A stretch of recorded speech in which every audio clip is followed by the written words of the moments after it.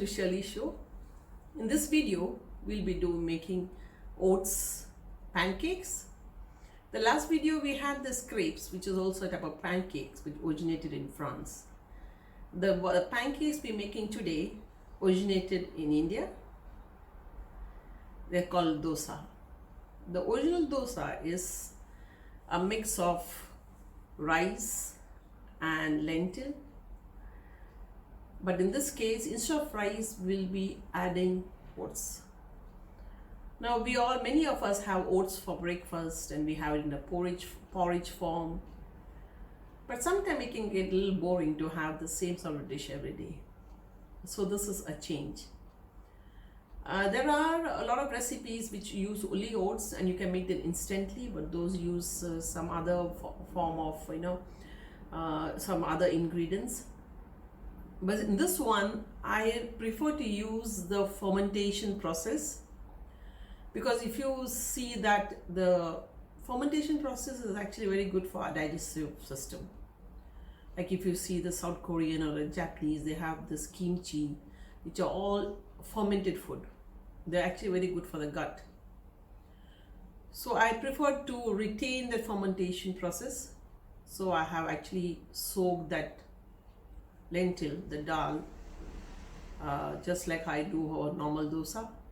And once it is ground, I add this powdered oats.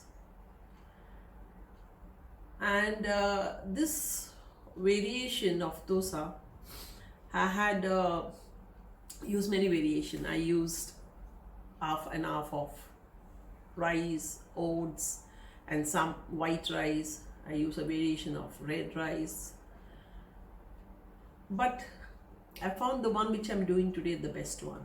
It is basically 2 portions of oats and 1 portion of lentil.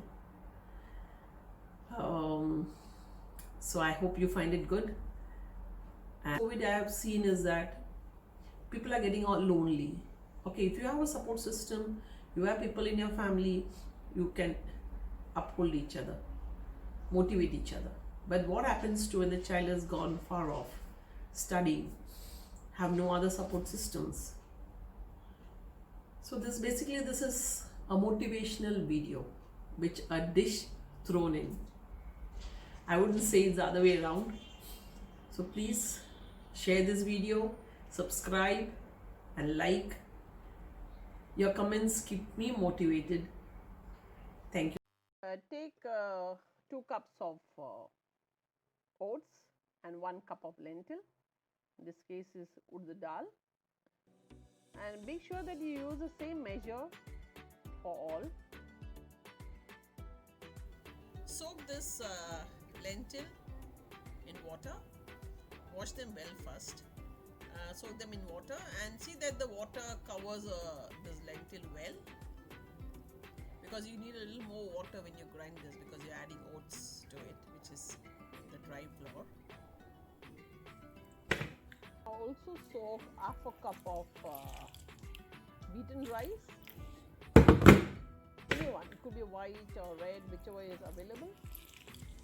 Soak them in water, cover it well with water, and keep it for maybe not more than 5 minutes. Then after that you throw it and strain it out, because we need to add this to the lentil when we grind it.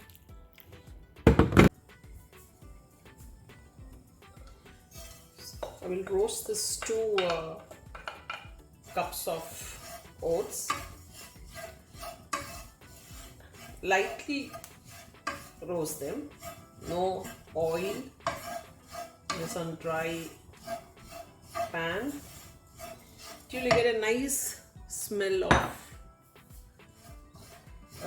the oats being roasted. Maybe for 3 to 4 minutes. The oats, I grinded it.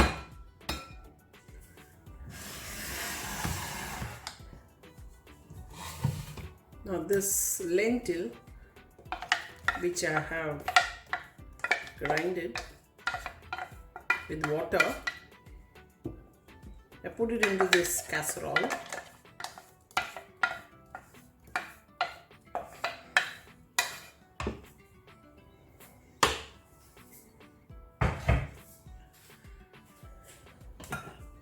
And this oats powder, which I roasted and grinded, and mix it gradually.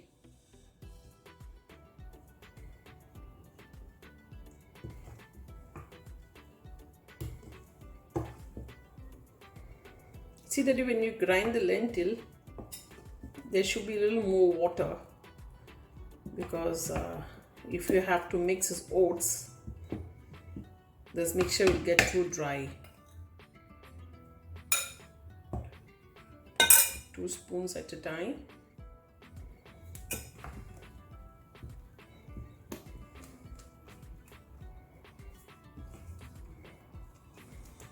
Mix it really very well. Ensure there's no lumps.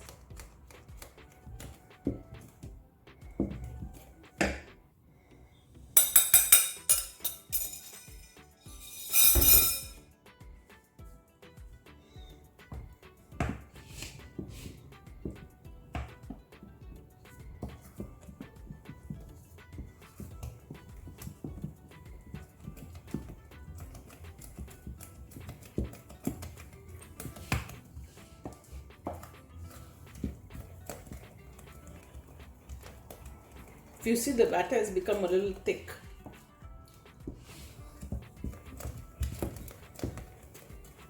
At this stage,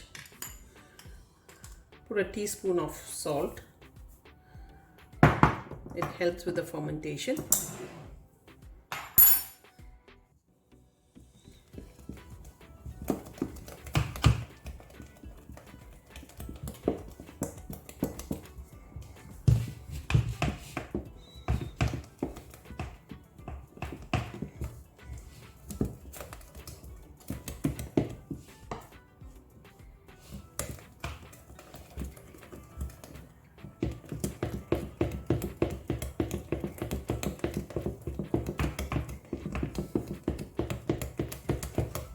You see, there's no lumps. It's nice and thick.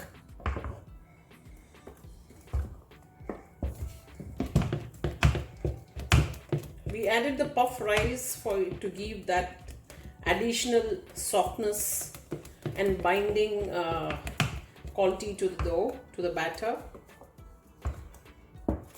Okay. This is a nice casserole which I have for this one. Close it and keep it.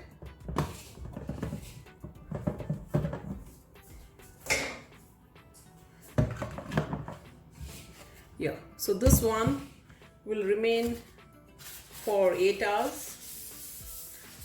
If it is very cold in your room, you can keep it in your balcony, or if it's winter, you can just keep it in an oven,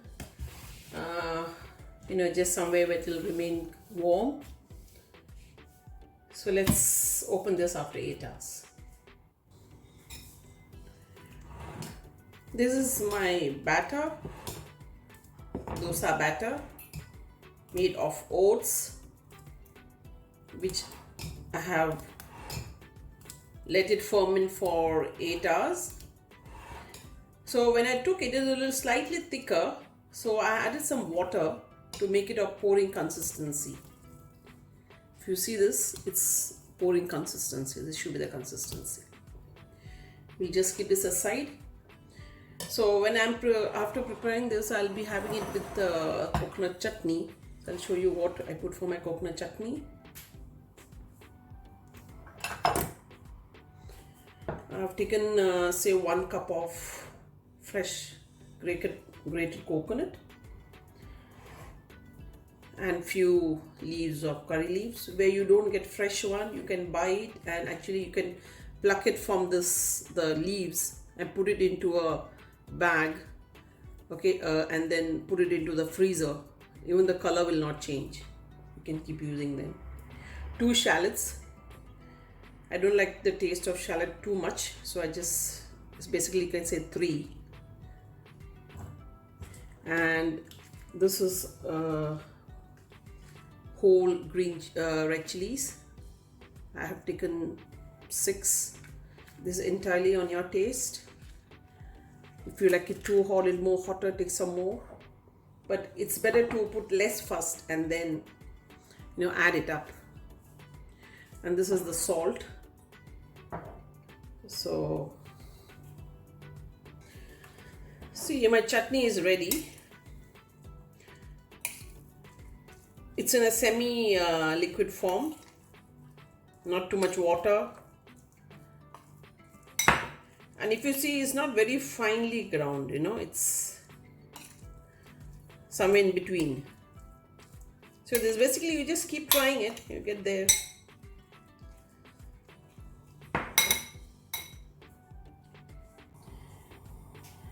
Heat up the pan, then reduce the heat.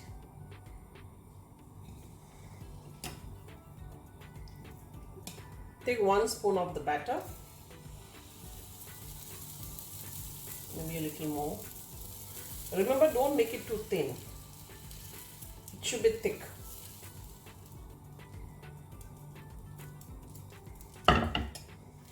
And this one is not like the normal rice one. So you have to be very patient. Wait for it to cook slowly. And if you see, this holes coming in. So basically what you have to look out is that all the liquid on the top should get dried out before flipping it.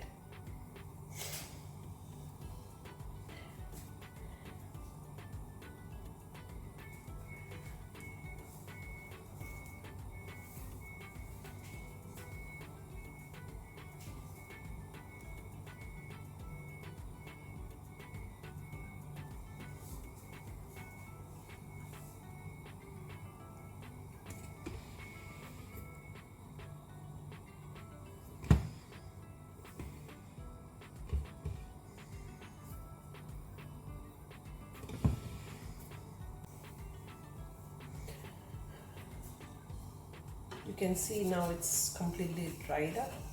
Slowly turn up the edges. You don't want to break it.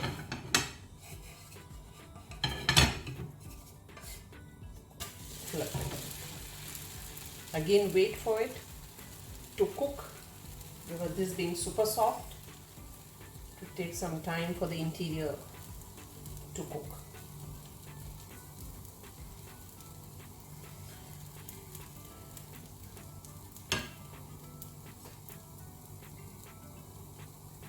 You can see it's nice and brown. The color is different because of the oats, slightly on the brownish side.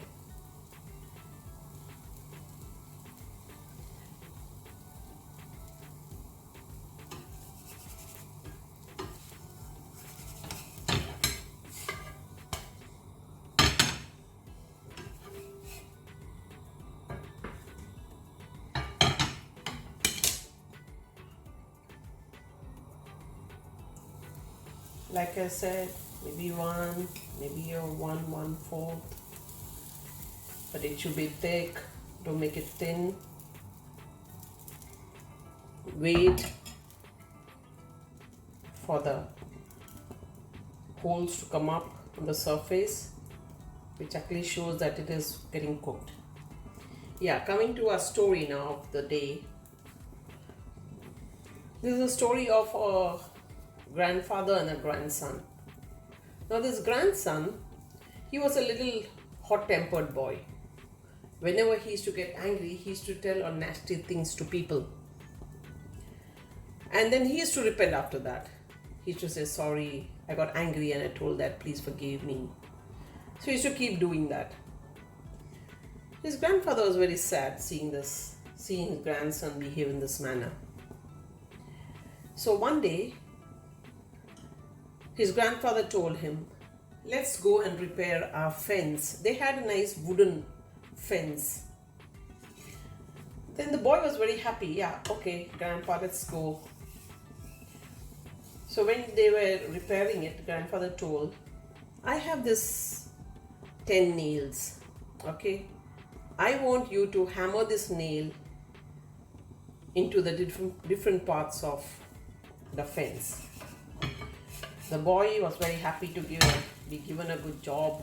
and to help his grandfather, because he loved his grandfather a lot. And he happily hammered those nails into the wooden fence. So after he finished it, he came to his grandfather, told, "Grandfather, I finished it. What next?"